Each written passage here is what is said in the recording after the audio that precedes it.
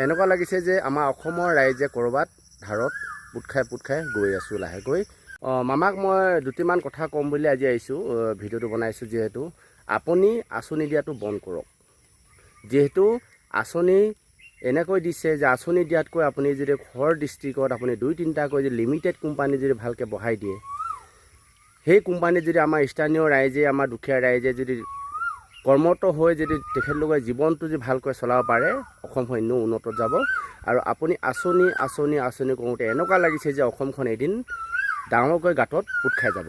হাঁহিম নে কান্দিম, মানুহক হহুৱাই ভাল লাগে, কিছুমান কমেডি ভিডিঅ' বনাওঁ। এতিয়া যিটো দেখিছোঁ পৰিস্থিতি, ভিডিঅ'বিলাক বনাই হহুৱাই লাভ কি হ'ব কচোন বাৰু?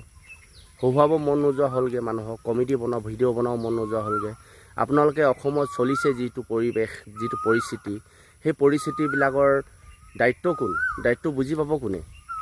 অসমখন এনেকুৱা হৈছে যে মাক নাইকিয়া মাৰোৱাৰ ল'ৰা ছোৱালীৰ দৰে হৈছে লাহেকৈ। এনেকুৱা লাগিছে যে আমাৰ অসমৰ ৰাইজে ক'ৰবাত ধাৰত পুট খাই গৈ আছোঁ লাহেকৈ। আপোনালোকে বেছি আঁচনিৰ কাৰণেও চিন্তা নকৰিব। আৰু মই চৰকাৰক এইটোও অনুৰোধ কৰিছোঁ, আপোনালোকে আঁচনি কৰাতকৈ আপোনালোকে ৰাইজক যদি, গাঁৱৰ দুখীয়া ৰাইজক যদি আপুনি, দুখত থকা ৰাইজক যদি আপুনি বুটলিব চেষ্টা কৰে, তেতিয়াহ'লে আপোনাৰ অসমখন এনেও উন্নত হ'ব।